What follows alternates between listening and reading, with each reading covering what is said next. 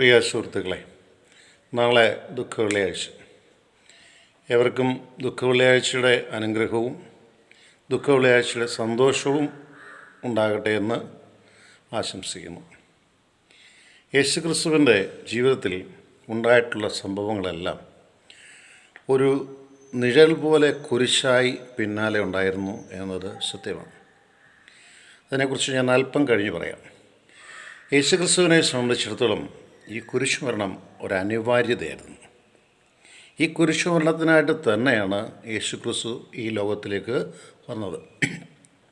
പിതാവാം ദൈവത്തിൻ്റെ ഇഷ്ടമനുസരിച്ച് പുത്രൻ ഭൂമിയിൽ അവതരിച്ചത് ലോക രക്ഷയ്ക്ക് വേണ്ടിയാണ്. സ്വന്തം രക്തം ചിന്തി ലോകത്തെ രക്ഷിക്കാൻ വേണ്ടിയാണ് യേശുക്രിസ്തു ലോകത്തിലേക്ക് കടന്നു വന്നത്. യേശുക്രിസ്തുവിൻ്റെ ചെറുപ്പകാലം മുതലേ ഇതിനു വേണ്ടിയുള്ള ഒരു ഒരുക്കമുണ്ടായിരുന്നു എന്നത് ഒന്ന് മനസ്സിലാക്കുന്നത് നല്ലതാണ്. യേശുക്രിസ്തുവിൻ്റെ ജനനത്തിൻ്റെ 3-ാമത്തെ മാസം, അതായത് മറിയത്തിൻ്റെ വയറ്റിൽ കിടക്കുന്ന 3-ാമത്തെ മാസം, യേശുക്രിസ്തു ഒരു തേരാളിയെപ്പോലെ, ആ വാക്ക് ഉപയോഗിക്കുന്നതിൽ തെറ്റില്ല, മറിയത്തെ നയിക്കുന്നുണ്ട് എലിസബത്തിൻ്റെ അടുത്തേക്ക്. അത് ആദ്യത്തെ കുരിശിൻ്റെ യാത്ര എന്നാണ് പറയാം. അതിനുശേഷം യേശുവിൻ്റെ ജനനസമയം അതും ഒരു കുരിശിൻ്റെ വഴിയാണ്.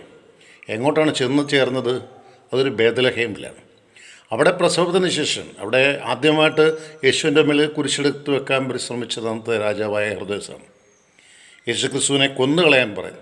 അപ്പോൾ ബാലനെ രക്ഷിക്കാൻ വേണ്ടി ഈജിപ്തിലേക്ക് അടുത്ത കുരിശിൻ്റെ വഴി നടക്കുക.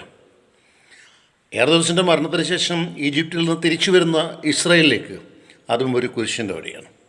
എന്നിട്ട് പിന്നെ ഈശോയെ നമ്മൾ കാണുന്നത് 12-ാമത്തെ വയസ്സിൽ ദേവാലയത്തിൽ വെച്ചാണ്. അവിടെ യേശു പറയുന്നൊരു മനോഹരമായ വാക്കുണ്ട്: ഞാനെൻ്റെ പിതാവിൻ്റെ കാര്യങ്ങളിൽ വ്യാപൃതനായിരിക്കേണ്ടതാണെന്ന് നിങ്ങൾക്കറിയില്ലേ.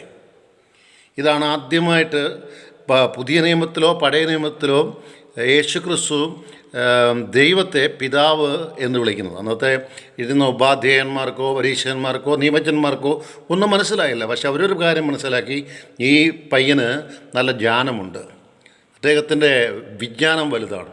പിന്നെ നമ്മൾ യേശുവിനെ കാണുന്നത് പരസ്യ ജീവിതത്തിലേക്കാണ്. അവിടെ എല്ലാം തന്നെ ഒരു യേശുവിൻ്റെ പിന്നാലെ ഒരു നിഴൽ പോലെ ഒരു കുരിശ് നടക്കുന്നുണ്ട്. അത് ചിന്തിച്ചാൽ മതി. ലൂക്കായുടെ സുവിശേഷം ആദ്യത്തെ പ്രസംഗം അവനെ മലയിൽ നിന്ന് തള്ളിയിടാൻ പരിശ്രമിച്ചു എന്നാണ് പറയുന്നത്. അവനെ മലയിൽ നിന്ന് തള്ളിയിടാൻ പരിശ്രമിച്ചു. ഞാൻ ഇടയ്ക്ക് നിന്നിട്ട് മുമ്പോട്ട് കയറാൻ പോവുകയാണ്. പ്രിയപ്പെട്ട സുഹൃത്തുക്കളെ, യേശുക്രിസ്തുവിനെ പല പ്രാവശ്യവും പലരും ഉപദ്രവിക്കാനും കൊല്ലാനും ഒക്കെ നോക്കി. പാവത്തിൽ പിടിക്കപ്പെട്ട പെണ്ണിനെ യേശുവിൻ്റെ മുമ്പിൽ കൊണ്ടുവന്നിട്ട് യേശു എന്തു പറയുന്നതെന്നറിയാൻ, മോശയുടെ നിയമത്തിൽ ഇവളെ കല്ലെറിഞ്ഞ് കൊല്ലണം എന്നല്ലേ പറയുന്നത് ചോദിച്ചു. പക്ഷേ ഇവർ വന്നത് യേശുവിനെ, അവളെ കല്ലെറിഞ്ഞ് കൊല്ലാനല്ല, ഇവൻ മോശയുടെ നിയമം ലംഘിക്കുന്നോ എന്നറിയാനാണ്. മോശയുടെ നിയമം ലംഘിക്കുന്നുണ്ടെങ്കിൽ ഇവൻ ദൈവദൂഷണം പറയുന്നവരാണ്. ഇപ്പോൾ പറഞ്ഞ ബ്ലാസ്ഫമി എന്നൊക്കെ പറയത്തില്ലേ, ദൈവദൂഷണം പറയുന്നവരാണ്.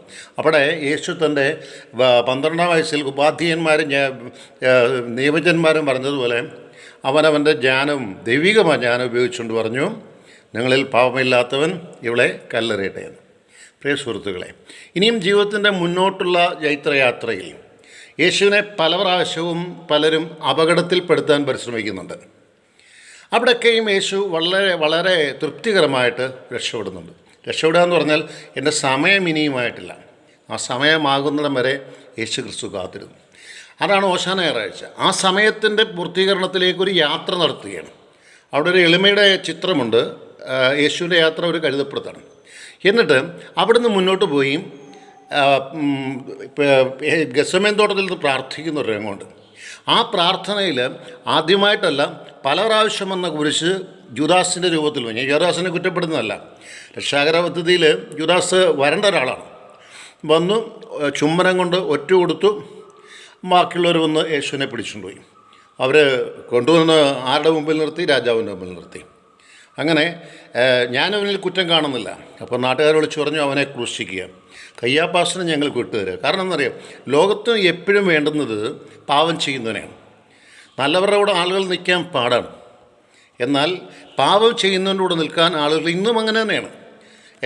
എന്നിട്ട് യേശുവിനെ കുരിശ് കൊടുത്തുകൊണ്ട് യേശുവിനെ ഗോൽഗുത്തായിലേക്ക് നടത്തിക്കുകയാണ്. ഗോൽഗുത്തായിലേക്ക് നടത്തിക്കുന്ന ചിത്രമൊക്കെ നമുക്ക് ബൈബിൾ വായിക്കുമ്പം വേദനാജനകമാണ്. ഒരാളെ നടത്തിക്കുന്നതൊക്കെ ഓക്കെ, അദ്ദേഹത്തിൻ്റെ മണ്ടയ്ക്ക് കുരിശ് വെക്കുന്നു, ചാട്ടവാറുകൊണ്ട് അടിക്കുന്നു, പല പ്രാവശ്യം നിലത്ത് വീഴുന്നു, വീണ്ടും എഴുന്നേൽപ്പിക്കുന്നു. ജീവനോടെ ക്രൂശിക്കണമെന്നുള്ള ആഗ്രഹത്തിൽ അരിമത്ഥ്യക്കാരൻ ജോസഫിൻ്റെ തോളിലേക്ക് കുരിശ് വെച്ച് കൊടുക്കുകയും ചെയ്യും. ഇനിയും ഇതിനേക്കാളൊക്കെ വിചിത്രമായിട്ടുള്ള സംഭവം, ദൈവദൂഷണം പറയുന്നവനെ കുരിശിൽ കൊല്ലണമെന്ന് ആവർത്തന പുസ്തകത്തിലാണെന്ന് തോന്നുന്നു, അങ്ങനെ ഒരു പരാമർശമുണ്ട്. ഓക്കെ, അത് റെഫർ ചെയ്തോളുക. അവിടെ യേശുവിനെ കുരിശിൽ തറയ്ക്കാൻ ഒരാൾ മരിക്കുക എന്ന് പറഞ്ഞാൽ വളരെ സ്വസ്ഥതയോടെ മരിക്കാനാണ് നമ്മൾ തൈലാഭിഷേകം കൊടുക്കുന്നത്. സ്വസ്ഥതയോടെ മരിക്കട്ടെ, സമാധാനം, ഈശോ മറിയം ജോസേപ്പ് എന്നൊക്കെ പ്രാർത്ഥിക്കണം നമ്മളെ പഠിപ്പിച്ചേക്കുന്നത്. എന്നാൽ യേശുവിനെ സംബന്ധിച്ചിടത്തോളം അവനെ 2 കൈകൾ പിടിച്ച് വച്ച് 2 കാലുകൾ കൂട്ടിവെച്ച് ആണിയടിച്ച്, അത് വല്ലാത്തൊരു മരണമാണ്. തൂങ്ങി മരിക്കുകയാണെങ്കിൽ പെട്ടെന്ന് അങ്ങ് തീരും. ഇതിങ്ങനെ കിടന്ന് മരിക്കുക. ദാഹിക്കുന്നു എന്ന് പറഞ്ഞപ്പം അവർ എന്താ ചൊറുക്ക നമ്മൾ ചൊറുക്ക നാളെ കുടിക്കും അല്ലേ, വിനാഗിരി പഞ്ഞിയിൽ മുക്കി, വെള്ളം കൊടുക്കുകയല്ല, പഞ്ഞിയിൽ മുക്കി അവൻ്റെ നാവിൽ ഇങ്ങനെ ചലിപ്പിച്ചു കൊടുത്തു. വെള്ളം ആഗ്രഹിക്കുന്നതിന് കൊടുത്തില്ല. എന്നിട്ട് എൻ്റെ വിലാപ്പുറത്ത് കുത്തി. അവിടെ വെച്ച് ഈശോ ചോദിക്കുന്നൊരു ചോദ്യമുണ്ട് എല്ലാ മനുഷ്യരോടും, എൻ്റെ ദൈവമേ നീ എന്നെ കൈവിട്ടതെന്തേ? ഇത് സാധാരണ മനുഷ്യൻ എപ്പോഴും ചോദിക്കുന്നതാണ്. ചില സാമ്പത്തിക ബുദ്ധിമുട്ടുകളിൽ, ചില വിഷമഘട്ടങ്ങളിലൊക്കെ ചോദിക്കും, എൻ്റെ ദൈവമേ നീ എന്നെ കൈവിട്ടതെന്ന്. അത് ലോകത്തെ പഠിപ്പിക്കുകയാണ് ഈശോയ്ക്ക് അറിയാമായിരുന്നു ഞാൻ വന്നത് ദൈവത്തിൻ്റെ പദ്ധതി പൂർത്തിയാക്കാനാണ്. അതുകൊണ്ടാണ് യേശുവിൻ്റെ മരണം 3 മണിക്ക് നടക്കുമ്പോൾ അവിടെ ഭൂമിയിൽ അന്ധകാരം ഉണ്ടായി. ദേവാലയത്തിൻ്റെ തിരശ്ശീൽ 2ആയി കീറി, എന്നുവെച്ചാൽ പഴയതും പുതിയതുമായിട്ട് 2ആയിട്ട് വിഭജിക്കപ്പെടുകയാണ്. ഇനി ഞാൻ ഈ കല്ലറ പൊട്ടിച്ച് പുറത്തു വരുമെന്ന് പഠിപ്പിക്കുകയാണ്. അതുകൊണ്ട് യേശുക്രിസ്തുവിൻ്റെ സുവിശേഷത്തെ സംബന്ധിച്ചിടത്തോളം, യേശുക്രിസ്തുവിൻ്റെ മരണത്തെ സംബന്ധിച്ചിടത്തോളം ചില കാര്യങ്ങൾ നമ്മൾ മനസ്സിലാക്കണം. രക്ഷയ്ക്ക് വേണ്ടിയാണ് അവൻ കുരിശിക്കപ്പെട്ടത്. 2 കള്ളന്മാർ വലതും ഇടത്തും കിടന്നു. അവർ കള്ളത്തരം ചെയ്തെന്ന് പറയാം.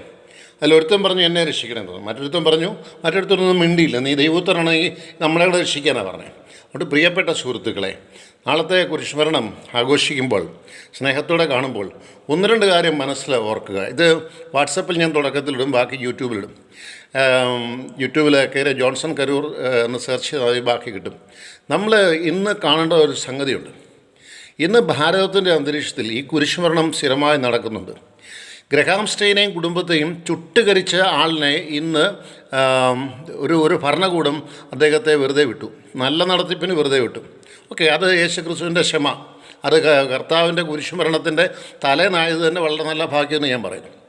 എന്നാൽ മണിപ്പൂരിലും അതിന് തൊട്ടടുത്തുള്ള സ്ഥലങ്ങളിലുമൊക്കെ ആളുകളെയും പള്ളികളെയൊക്കെ കത്തിച്ച് കളയുമ്പോഴും അതും കുരിശുമരണത്തിൻ്റെ അനുസ്മരണയാണ്. ക്രൈസ്തവനെ പ്രതികരിക്കാൻ അറിയാഞ്ഞിട്ടല്ല, നേരെ മറിച്ച് ക്രൈസ്തവൻ പ്രതികരിക്കാത്തതിൻ്റെ അർത്ഥം നമ്മളെ പഠിപ്പിച്ച ബൈബിളിൻ്റെ സത്യം അതാണ് കാമ്പ്.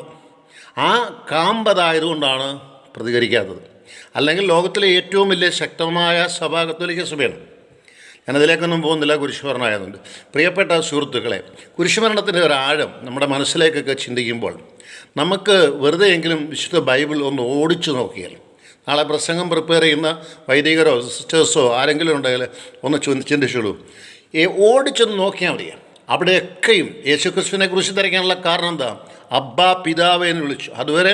അതുവരെ എൽറോയിന്നും എൽഷദ്ദായി എന്നൊക്കെ ഭയത്തോടെ കണ്ടിരുന്ന യഹോവയെ പിതാവേന്ന് വിളിച്ചതുകൊണ്ടാണ് രാമൻ ദൈവദൂഷണം പറഞ്ഞെന്ന് പറഞ്ഞു.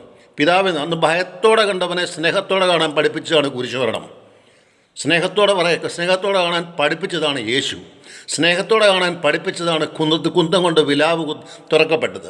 അതുകൊണ്ട് സ്നേഹത്തിൻ്റെ സുവിശേഷമാണ് യേശുക്രിസ്തുവിൻ്റെ സുവിശേഷം. വിട്ടുപോകും ചിലരൊക്കെ അടുത്ത് വരും, കൂടെ നിന്ന് പലരും ചതിച്ചെന്ന് വരും, കൂടെ നിന്ന് പലരും നിങ്ങളുടെ സാമ്പത്തികം കൊണ്ടുപോയെന്ന് വരും. അവിടെയൊന്നും വിഷമിക്കുകയല്ല, നേരെ മറിച്ച് നമ്മുടെ ആശ്രയം ഇവിടെയല്ല, നമ്മുടെ ആശ്രയം സ്വർഗത്തിലാണ് എന്ന് ചിന്തിപ്പിക്കാൻ വേണ്ടിയാണ് യേശുക്രിസ്തു കുരിശിൽ മരിച്ചത്. ഇനി കുരിശുമരണത്തിൻ്റെ അടുത്ത രംഗം നമ്മൾ ആലോചിക്കേണ്ട ഇതാണ്. മരിച്ചവൻ മരിച്ചിടത്ത് കിടന്നില്ല, മരിക്കാതൊരുത്തനും ഉയർക്കാനും സാധിക്കില്ല. അതിൻ്റെ അർത്ഥം യേശുക്രിസ്തു മരിച്ച് അടക്കപ്പെട്ടു, അതോടൊപ്പം തന്നെ ഉയർപ്പിക്കപ്പെട്ടു. അതും പ്രധാനപ്പെട്ട കാര്യമാണ്. ഞാനതാ പറഞ്ഞത്, മരിക്കാതെ ഒരാൾ ഉയർപ്പിക്കപ്പെടുകയില്ല. അതുകൊണ്ട് സുവിശേഷത്തിൻ്റെ സത്ത മുഴുവൻ കുരിശുമരണമാണ്. ആ കുരിശുമരണത്തിൽ നമ്മൾ നിൽക്കുന്നില്ല. പ്രത്യേകിച്ച് മലങ്കര സഭയിലെ ചിന്ത എന്താണ്? നമ്മൾ ഉദ്ധിതനായ ക്രിസ്തുവിൻ്റെ കുരിശാണ്. ഞാൻ മലങ്കര സഭയ്ക്ക് വേണ്ടി മാത്രമല്ല പ്രസംഗിക്കുന്നത്, മലങ്കര സഭ ദൈവശാസ്ത്രത്തെ ഞാൻ പറഞ്ഞാൽ, ഉദ്ധിതനായ ക്രിസ്തുവിൻ്റെ, അതായത് ക്രൂസിഫൈഡ് ക്രൈസ്റ്റിൻ്റെ ശരീരം വെച്ചുള്ള കുരിശല്ല നമ്മുടെ പള്ളിക്ക് അത് വെച്ചിരിക്കുന്നത്. നേരെ മറിച്ച് ശരീരമില്ലാത്ത കുരിശ്, വെറും കുരിശ്, അവിടെ ഷോള് മാത്രം ചിലപ്പോൾ കിടക്കും. അതുകൊണ്ട് നമ്മൾ ജീവിതത്തിൽ ഒന്ന് ചിന്തിക്കുക, ആഴമായി ചിന്തിക്കുക. അതായത് നമ്മൾ ഒരിക്കലും പ്രത്യാശയില്ലാത്തവരെ പോലെയല്ല, പ്രത്യാശയുള്ളവരെ പോലെ നമുക്ക് മുന്നോട്ട് പോകാൻ സാധിക്കുമാറാകട്ടെ. അല്പം കൂടെ വിശദീകരണമായിട്ടൊരു യൂട്യൂബ് പടയാനൊക്കെ ഞാൻ യൂട്യൂബിൽ പറഞ്ഞിട്ട് തരാം. ഇതിനകത്ത് ചെറിയ ചെറിയ ആശയങ്ങളൊക്കെ എടുത്ത് ചിന്തിക്കുവാൻ സാധിക്കട്ടെ. ഏവർക്കും കുരിശുമരണത്തിൻ്റെ നല്ല നന്മകൾ ആസ്വദിക്കാൻ സാധിക്കട്ടെ.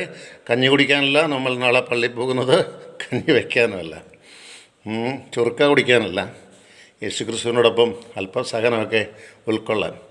ഞങ്ങളൊക്കെ പണ്ട് ഇരുന്ന സ്ഥലങ്ങളിൽ 5-6 കിലോമീറ്ററായിരുന്നു കുരിശിൻ്റെ വഴി. ഒരു പള്ളിയിൽ നിന്ന് മറ്റു പള്ളിയിലേക്ക്, ഒരു പള്ളിയും മറ്റു പള്ളിയും തമ്മിലുള്ള അകലം 6-7 കിലോമീറ്ററാണ്. ആ 6-7 കിലോമീറ്റർ വളരെ ശ്രേഷ്ഠമായിട്ട് കുരിശിൻ്റെ വഴി നടത്തും. നാട്ടുകാർക്ക് ഭയങ്കര മാതൃകയാണ്. കുരിശിൻ്റെ ഇവർ മുട്ടുകുത്തുന്നു, കൊച്ചു പിള്ളേർ മുതൽ പ്രായമായവർ വരെ മുട്ടുകുത്തി കുരിശിൻ തോൽ വെച്ചുകൊണ്ടാണ്. കൊച്ചു വെറുതെ ചെറിയ കുരിശല്ല, കുരിശിൻ തോൽ വെച്ചുകൊണ്ട്. അപ്പോൾ എല്ലാവർക്കും നന്മയുടെ നല്ല ദിവസം. ജോൺസൺ കരൂർ. ഒക്കുമെങ്കിൽ ഞാനൊരു ദീർഘമായ പ്രസംഗം യൂട്യൂബിലിട്ടേക്കാം. നല്ല കാര്യം. തുടക്കം അതിനൊരു 3-4 മിനിറ്റേ വാട്സപ്പിൽ കിട്ടത്തുള്ളൂ. Thank you.